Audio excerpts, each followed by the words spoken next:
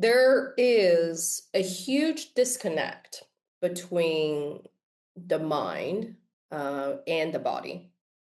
If I describe the physical health or what nourishes us, right, as a candle, it would be the wax of the candle. Okay. Your aspirations, your desire, your wills, what do you want to achieve in life, are going to be the spark on top, right? How long this spark is going to be sustainable heavily depends on the wax, yet nobody cares about the wax. Welcome to Project Loving Myself, the podcast where we dive deep into the messy, beautiful journey of self-discovery, self-love, and healing. I'm your host, Sanaya Gurnamal, relationship reinvention coach and love alchemist. Each week, we'll explore how to reclaim your power, rewrite your story, and create a life where you come first. Because the most important relationship you will ever have is the one with yourself. Are you ready to live a life powered by love? Let's start this journey together on Project Loving Myself. Today, we're talking about something that I think so many women feel, but don't always connect the dots on. How the way you treat yourself emotionally shows up in your body physically. But let's be honest. So many high-achieving women look like they have it all together, but behind the scenes, they're exhausted, disconnected, running on empty. And sometimes this doesn't just show up as stress, it shows up in the body with hormonal imbalances, painful periods, constant fatigue, burnout. The kind of symptoms you try to fix on the surface, while the real root is much deeper. So what if your body isn't breaking down? What if it's actually trying to communicate with you? Joining me today is Jiaming Zhu, founder of Kun Health and a second-generation licensed Chinese medicine practitioner who specializes in helping women heal chronic issues by getting to the root of it. Jiaming, I'm so excited to have you here. Let's dive in. Lovely to meet everybody, and thanks for inviting me, Zendaya. Well, I'm very, very curious about what is going to unfold in our conversation today. I'm a big believer about how our emotions are connected to our physical diseases, and I am so excited for our listeners to go a little deeper into that. Lovely. Looking forward to. I'm going to start with the idea of Chinese medicine. Now, what I understand from traditional Chinese medicine, TCM, the body is never separate from the mind or our emotions. Can you walk us through that idea? How do our emotional patterns actually show up as physical symptoms in our bodies? So in Chinese medicine, you're totally right. We are one being, right? Our mental being, our physical presence, they are one of the same. That's the belief in Chinese medicine. So in a way, that means each major organ in Chinese medicine is assigned a particular emotion. So for example, the liver, which processes negative emotions, and also for women, actually for both men and women, it stores the blood and it's responsible for blood circulation, etc. That the associated emotion is actually anger. So frustration, anger, irritability, right? If you think about it, it makes perfect sense because whenever women have PMS or PMDD symptoms before the period, what happens? Most of the time, a lot of women will experience the negative emotions like I feel snappish or I feel irritable. So because liver stores the blood and is responsible for circulatory blood situation. So when that doesn't go as well, it shows up in emotion as frustration, as irritability, as anger, for example. The other example is the spleen. Now, we call the spleen as a general, spleen is basically a general kind of organ in Chinese medicine that's responsible for digestion. Whenever you eat, how well your body is able to break down the nutrients and extract the nutrients and then send it to wherever your body needs it. The associated emotion for that is actually thinking, or in many cases, overthinking or anxiety, right? So Oftentimes you will see people mothers, postpartum mothers, who are constantly worried about the well-being of a newborn.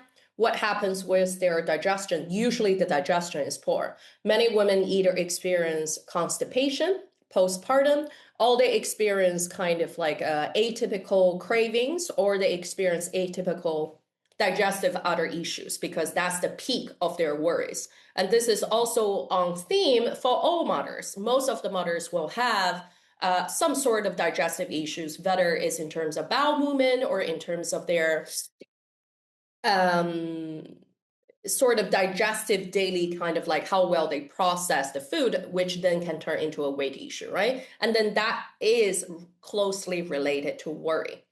Or another final example I will give is, for example, heart.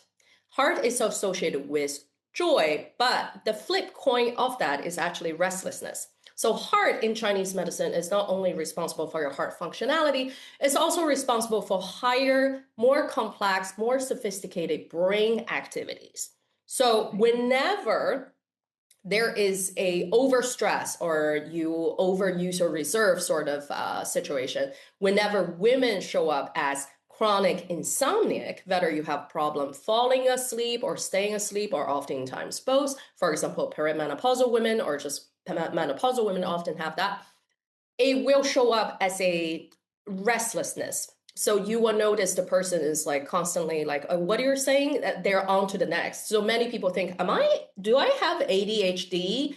But if it were really ADHD, why did I not have this 5 years ago? Now I'm starting like a minor night sweat situation. Now I have it during the day. It's because the emotion associated with it is joy, but the flip coin of it is restlessness. So in Chinese medicine, yeah, in short, everything physical is also mental, which is why, for example, in my practice, I treat both the mental and physical because they are interconnected. Okay. So, Jiaming, there are a couple of things I got from what you said, right? The first thing is every organ has a positive expression, for example, joy, or a negative expression, restlessness. And in this case, we were talking about the heart, but you mentioned the liver and you mentioned the spleen. So we can be in a positive state when it comes to that organ, like positive balance, maybe in a state of balance, or we can be in imbalance, which is when we would have some kind of a negative, experience or situation in our life. The other thing that I found really interesting, and this is something I personally believe in the work I do with the clients I see, I do practice this kind of approach, is the understanding that our physical diseases tell the story of what is going on in our lives. And that is essentially what I heard from you. A woman who's postpartum, then she's not getting any sleep, digestion is off, and this is impacting this organ. So it's almost like the story of our life is reflected in the organs of the body and therefore in the diseases that we find ourselves challenged with. So is that how you see it as well, Jiaming? Is that your perspective too, or do you have a slightly different approach from that than what I described?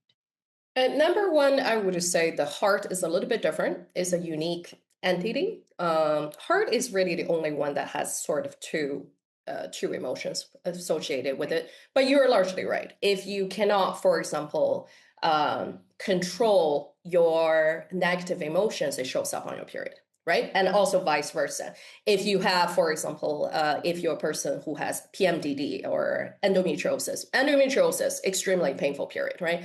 It will show up in turn, reflecting on your emotion negatively. So it feeds itself. It's like a pair of twins that you can't get them off, and they're like, you tell them to behave and neither of them does, and they encourage each other to behave badly. And that is on the other side. But you're totally right in terms of saying our experience, our challenges, positive or negative, impact us physically and also mentally, which is why I think for a lot of first daughters in minority families, right? In Indian families or in Chinese families or Latino families, if you're the first daughter, you have certain set of symptoms that I always see.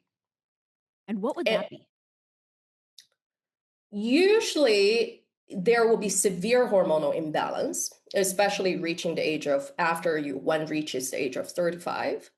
There will be a pleaser mentality that you might be hollow, but everyone else have to be happy with our actions. And therefore, a disconnect of the physical symptoms, with the mental. Is the mental saying, I have to live up to what my parents expect me to be, the filial piety, fulfilled first child, first daughter at that, and take care of everybody, but that your physical body is failing you in terms of hormonal imbalance, in terms of many people in this category will have problems of premature aging symptoms.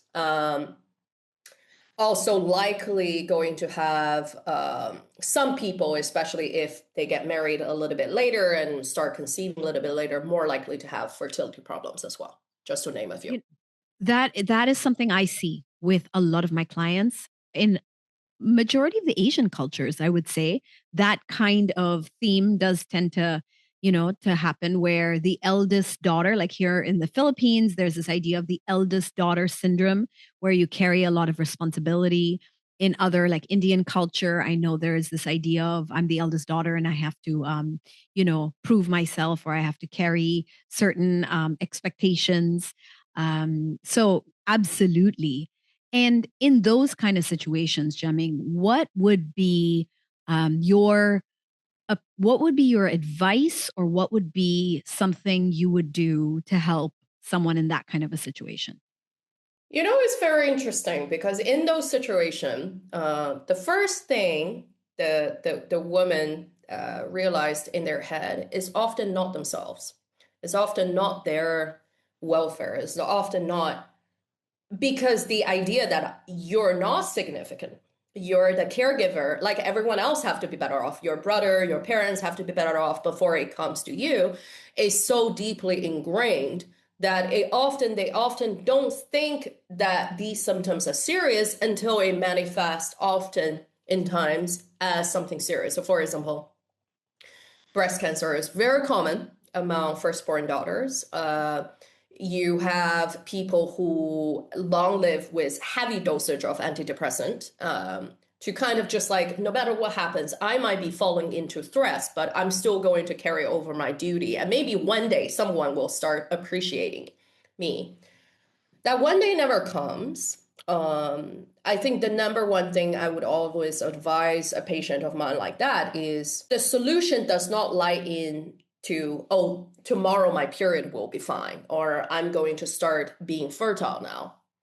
The first solution lies in the fact that you need to realize you are significant. You need to realize your value does not rely on other people validate you.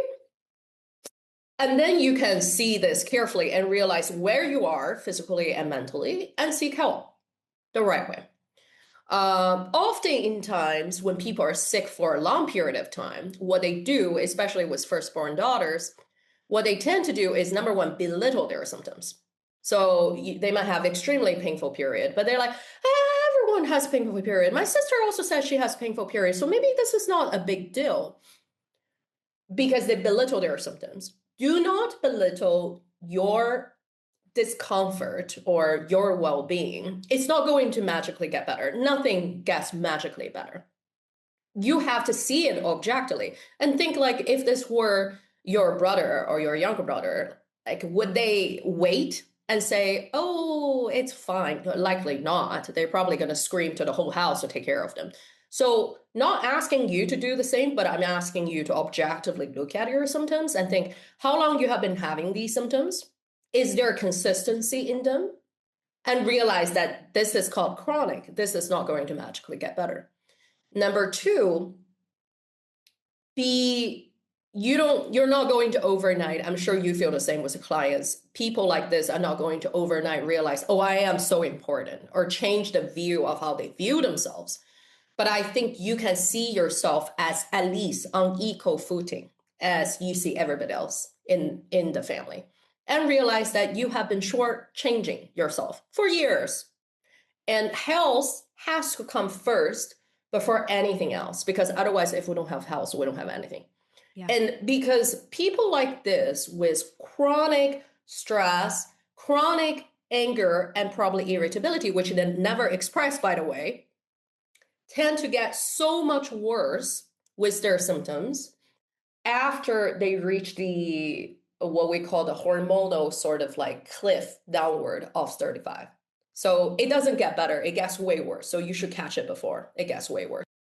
Okay. So what I'm hearing, Jiaming, is that when we have chronic symptoms, whether that's painful periods, whether that's constant fatigue or burnout, or any of these things, we need to look at it as a signal of something deeper that is out of alignment, and not just kind of brush it off as something everybody goes through. Because I do believe that misconception is there for a lot of women who think, yeah, everybody PMSs, everybody has painful periods. I heard that growing up. And you think that is something you shouldn't complain about, or it isn't a real problem. But I do feel that more and more women are realizing that there's something deeper going on. Now, a lot of women, especially those who are high achieving or are constantly like doing things, constantly working, constantly like busy, right? What happens when they don't catch this chronic stress, the over functioning? I know you talked a little bit about the hormones, hormone health, the nervous system. What happens when we don't actually address these issues over the long run? In your experience, what do you see? There is a huge disconnect between the mind and the body. If I describe the physical health, or what nourishes us, right, as a candle, it would be the wax of the candle. Okay. Your aspirations, your desire, your wills, what you want to achieve in life, are going to be the spark on top, right? How long this spark is going to be sustainable heavily depends on the wax, yet nobody cares about the wax. When we buy candles, what happens? Nobody cares about how much wax you have left. You're just waiting for one day when you can't light this thing anymore, and you're like, oh, okay, fine, I'm going to get another one. In real life, if I use that analogy to compare us, our well-being as your aspirations, everything, your mental health as the spark, and then your physical health as the reserve of the wax that nourishes you. You can't get another one, right? Yeah. Then what happens? Oftentimes still, this is what people do. They wait for the wax to get so thin and then snaps. So this is when sudden death, cancer, some tragic, traumatic, right, autoimmune conditions start happening. And people are surprised. As we say, because I am also a health economist, as you probably know, training in Columbia University, and I worked all around the world studying longevity data. Serious health conditions, I consider mental health conditions, even PMDD serious, it takes a long time to form. So you have been having signs that your wax is getting thin because your spark is getting kind of like, and sometimes small, sometimes big, sometimes like kind of just very, but you did not care about it. You marched on. You think it's fine. You ignore the signs. So in high achieving women in particular who are hyper stressed, I have many of them in my patient portfolio who live in the huge metropolises, right? London, Paris, like New York, Singapore. What we see is, number one, a detachment of their emotions. So what that means is that if you ask them, I will often spend a lot of time asking about mental health questions. I will say, when was the last time you felt happy? There is always silence on the other side. And I will say, when was the last time you felt excited? The answer is often, I don't remember. When you lose that connection with your mental and physical health, the number one thing is you become less in tune to your emotions and also to your physical symptoms. So whenever I ask, like, okay, I often ask this question, So do you think you have an energy issue? When do you feel the most tired? In the morning when you wake up, or after lunch, or at night, or all the time? The answer is either I don't remember, which suggests there is a high level of brain fog there. Your brain is not as sharp as you think it is because it's constantly working, right? Right. Um, or the answer is all the time. All the time. That's what I thought. I was like, multiple choice question. I would have picked all the time for the kind of high achieving women that I have in mind. And guilt So, too, wouldn't you say, Jiaming? It's like yeah, guilt that if I don't feel grateful, then something's wrong with me and I should feel guilty about that.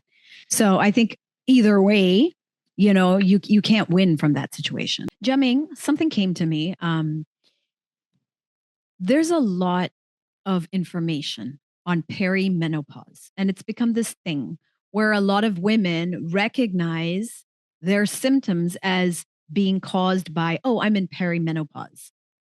Now, personally, and this is just my opinion, I'm not saying perimenopause is not a valid thing, but I also do feel that a lot of people use perimenopause as an excuse for something that really is disconnection from your emotions, from yourself, from that wax, as you said, getting thin.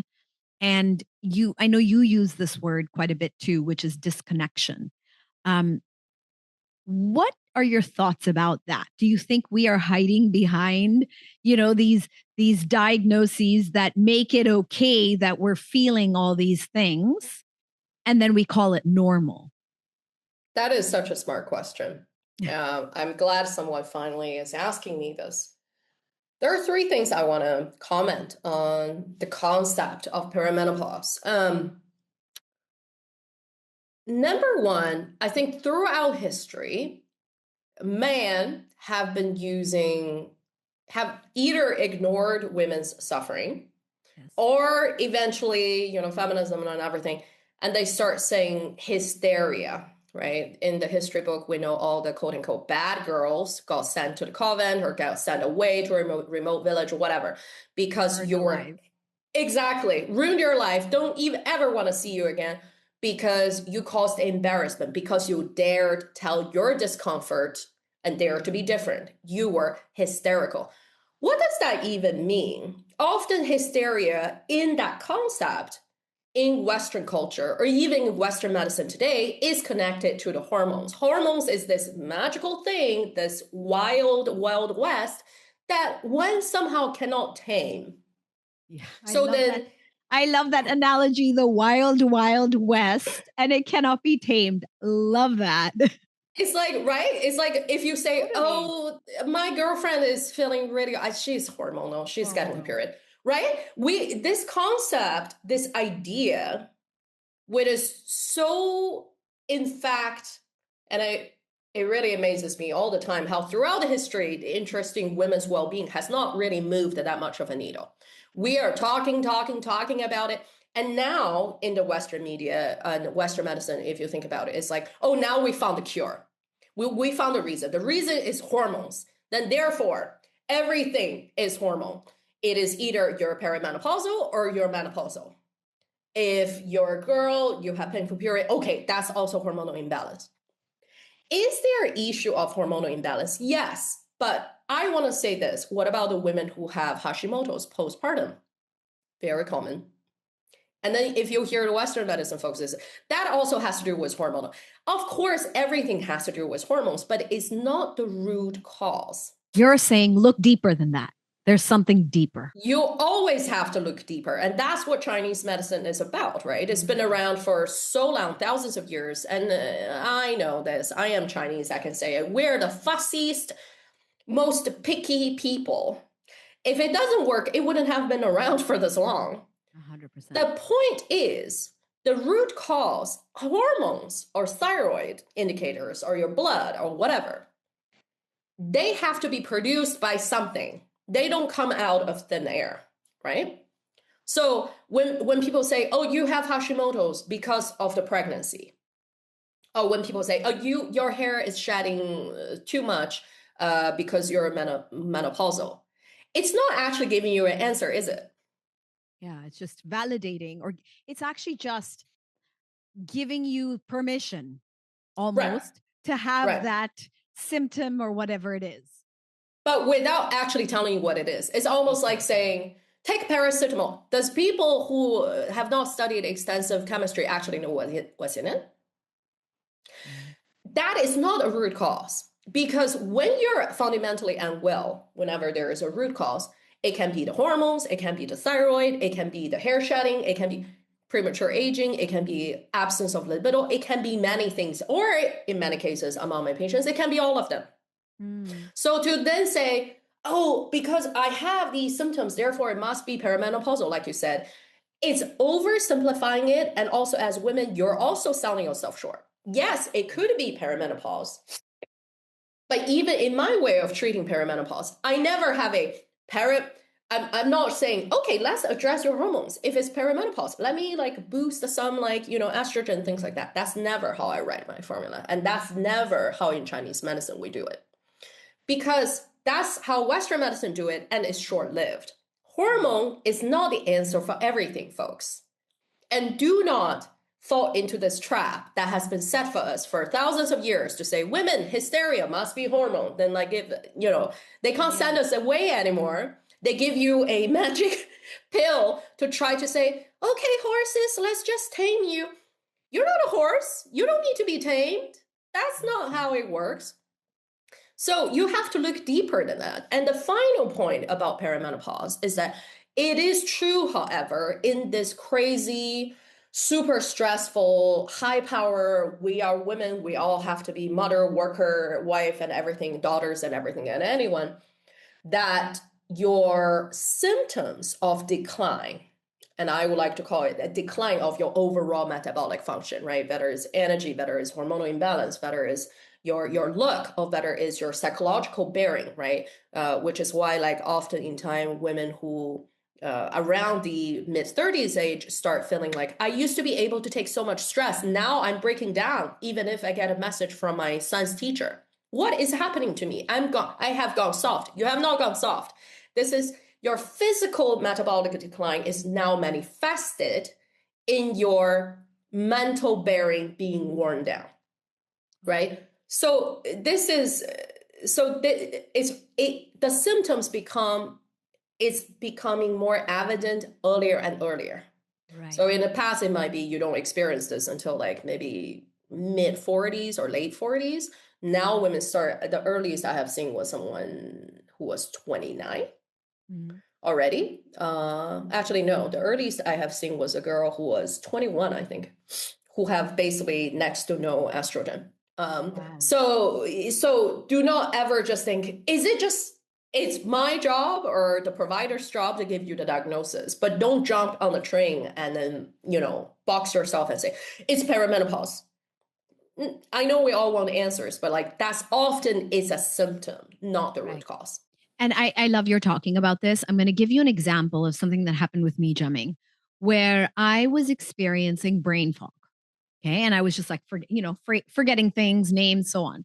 And I remember I was talking about it, and friends were just like, oh, you're just in perimenopause. Like, as if it's okay, it's normal, you're in perimenopause, just accept it. Like, that is how it is, that is how it will be.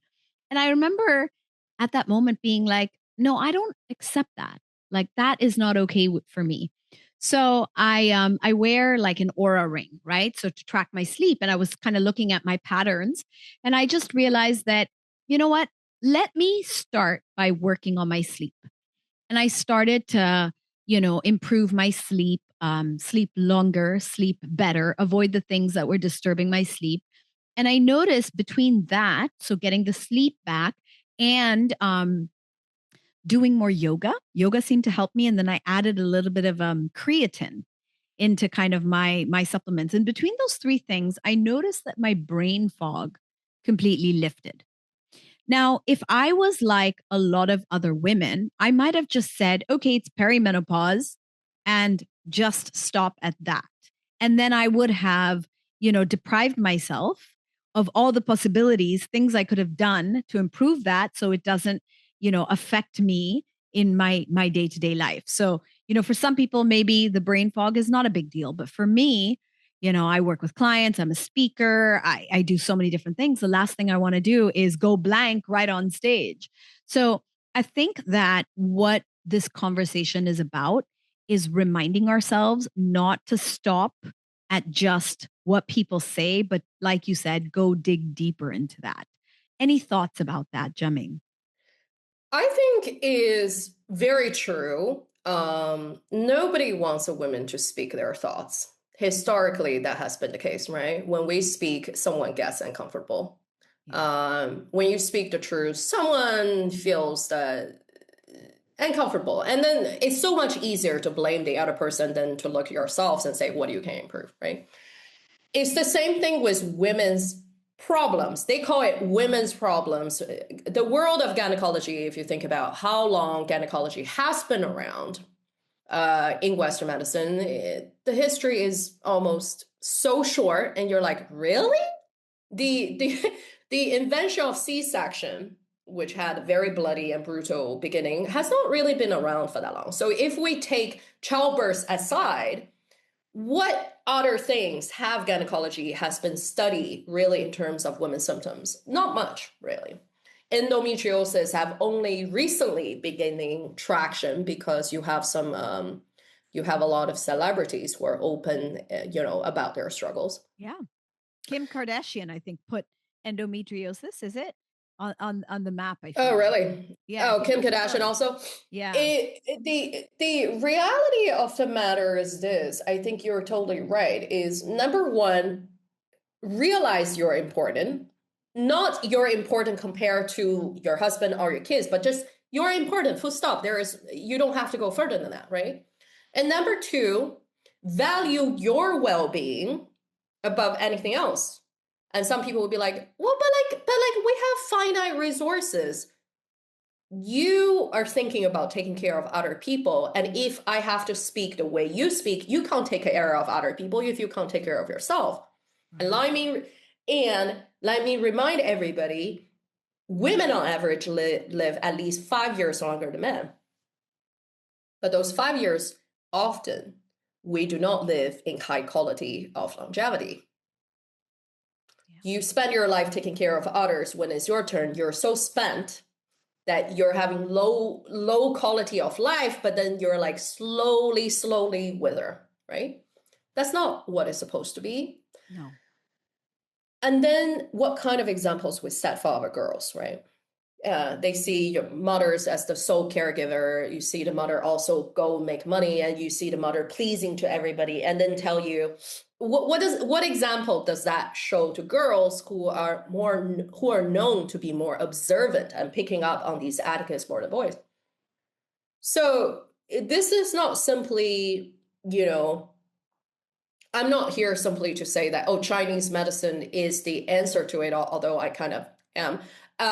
Everybody is very different. Like in your case, the brain fog is closely associated to sleep. Once you're able to fix the sleep, that happens. For a lot of women, they are not able to fix the sleep. For example, one of my patients would wake up like clockwork once every hour. So how many hours you have in the night, how many hours you wake up. Or another patient of mine who have chronic sleepwalking problem. Or another patient who has the same dream, who has been having the same dreams for 30 years, and she has psoriasis. What really is the connection of it all? Me as a provider, the only thing I'm asking my patients is for you to value these symptoms, to do not belittle them, and tell them to me so I can put it together and understand what truly is causing it. But oftentimes, I do realize that to get to this place, to even seek care, some women feel, but should I? Is it really that important? Am I really important? You don't think twice if your kid is sick. Why would you think twice about yourself? Yeah. And I think that's a very important message to everybody who is listening, is like, why do you think you're not as important as your child? Right. Right? The real question you're asking is, do you think you're important enough to take care of yourself? Right. And I think what I love is that's the absolute first step. Like we Yes. can't go further than this if we don't even recognize our Yeah. own value and importance. Yeah. And interestingly, this for thousands of years is how society forced women to do or to be. It's not necessarily, okay, the society is doing certain things, the expectations or whatever, but also is the powerful tool they instilled in most women, which is you are not worthy, you're going to self-censor. You're not the queen on the chessboard, you're a pawn, right?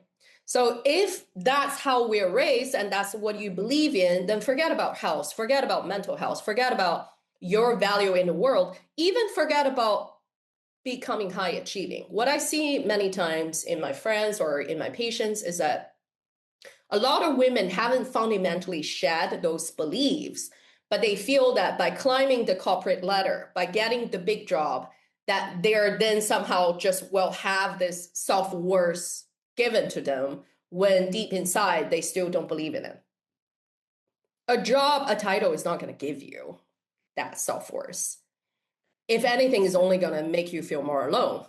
So what you're saying, Jiaming, is essentially women who have done really well in trying to find their place in the corporate world. That's wonderful. That's something that we all recognize, but at the cost of kind of looking out for the right. It's almost like we're chasing the wrong thing, which is Yes. our self-worth in the kind of external reality. When in truth, we are all, unfortunately, many of us are disconnected from ourselves as a result. Yes. Because you should say, people should think, what are you if you're not the CEO of this company? Yeah. And many people say, well, then I'm a mother, I'm a sister, I'm a daughter. Okay, what about beyond that? What are you? What do you do? What do you do? Yes. Other than your job, other than your titles as a caregiver, like what do you do? What are you? Yeah. And then one time I brought up with a patient of mine, and she was like, well, I do like gardening. I said, that's wonderful. What else? I want to know more about you. What you're like, not your title. Your title, by the one day you're going to retire. Then what happens to that identity? That's you. What you're going to be from the age of, at this rate, we're all going to retire from the age of like 80. Are you only going to start forming identity since then? Yeah. Wonderful questions. Okay, I've got a good one for you, Jiaming. If Okay. self-love were translated into physical health, what would that actually look like on a daily basis? And I'm using the word self-love in particular because, on this podcast, we talk a lot about self-love. So if you were to equate that to physical health, what would that look like on a daily basis?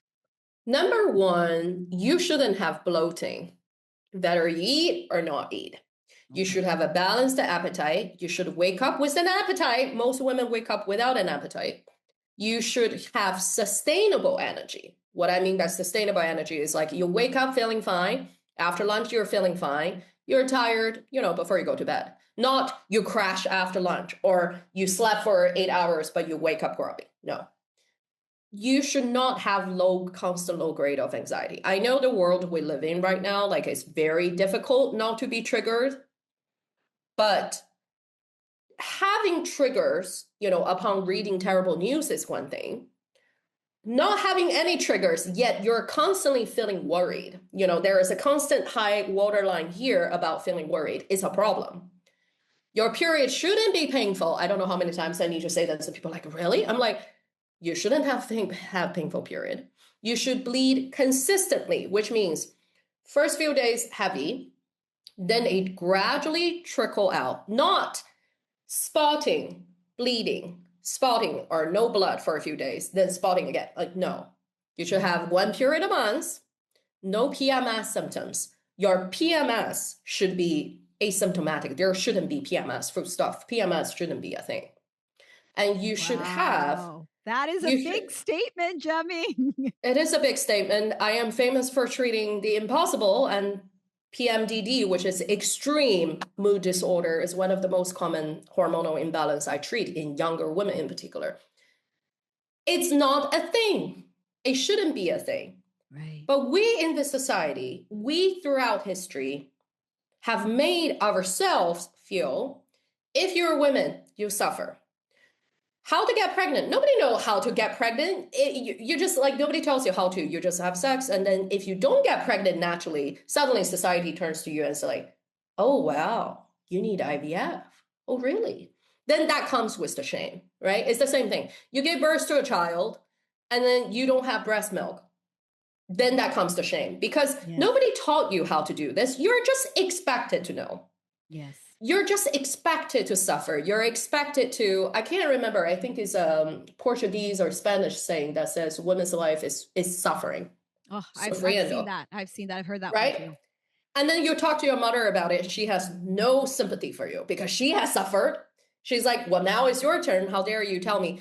Yeah. And that's gatekeeping, and that's not community sharing. That's almost one after another, grandmother, great-grandmother, like daughter. Everyone is going through the same thing again and again and again, as if our life is just a repeat of previous generations' trauma. Never stop. That's not what it's supposed to be. You're not supposed to have any of that. You're supposed to feel content.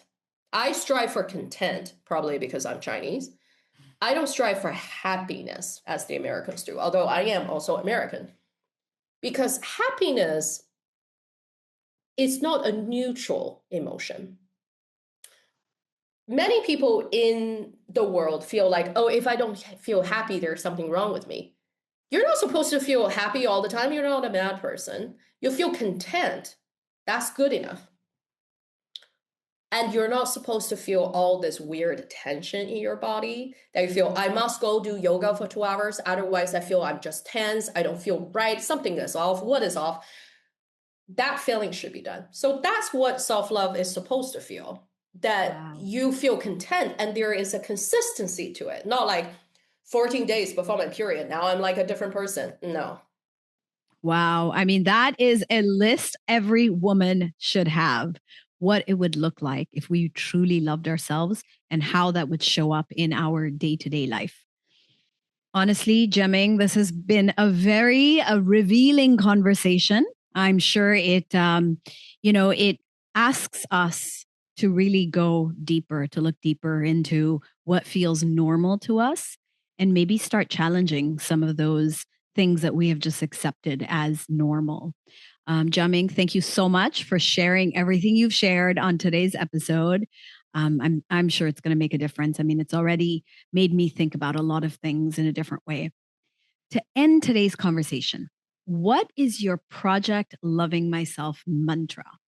That one message or something you tell yourself that is rooted in love that you'd like to share with our listeners? I think it is be true to yourself. Easier said than done. Yeah, but not impossible. Not impossible, but it should be. I think whenever I say like be true to yourself, and some people feel like, but I don't know what myself is. It's never too late to start building that. But just know, even not knowing is almost like selecting a spouse. Even not knowing what kind of person you want is better than just blindly following what your parents want for you. I love that. Not knowing is better than making the wrong choice. And it's the same thing, I feel like, when it comes to assessing your health, positioning yourself in life. So yeah, be true to yourself. Beautifully said. Jiaming, how do people find you? How do they follow you and find out more about what you do? So I am mainly active on Instagram at Jiaming Ju, my name. So yeah. Lovely meeting you. And thank you so much for some of the most wonderful questions I have heard. It's really thought-provoking. And that's a wrap for today's Project Loving Myself episode with Jiaming Ju, practitioner, healer, and someone who reminds us that your body is not the problem. It's just the messenger. Now, if there's one thing I hope you take away from today's conversation, it's this. Your body is always responding to how you treat yourself. The way you rest, the way you nourish yourself, the way you listen, or you don't. You don't have to push through it all to prove your worth. You don't have to ignore your body to succeed. And you don't have to wait until burnout to finally slow down. The moment you start listening to your body, you start being true to yourself. Aptly, as Jiaming herself said. Now, here's a quote that I'm leaving you with for today's episode. Martha Graham beautifully said this: "The body says what words cannot." So if something feels off, if something feels heavy, if something keeps showing up in your body, pause. Because your body might be saying something your mind has not been hearing. If you want more of Jiaming's wisdom, go follow her on Instagram. It's at @byjiamingju, and explore her work around holistic healing and women's health. Now, don't forget to follow Project Loving Myself so you never miss an episode. New conversations drop every Wednesday. Drop me a note at DM or tag me at Sanaya Gurnamo. And if this episode spoke to you, especially if you've been feeling disconnected, depleted, or out of sync, take this as your sign to pause, check in, and ask, what is my body trying to tell me? Because healing doesn't start outside of you, it starts within you. Until next time, you are loved.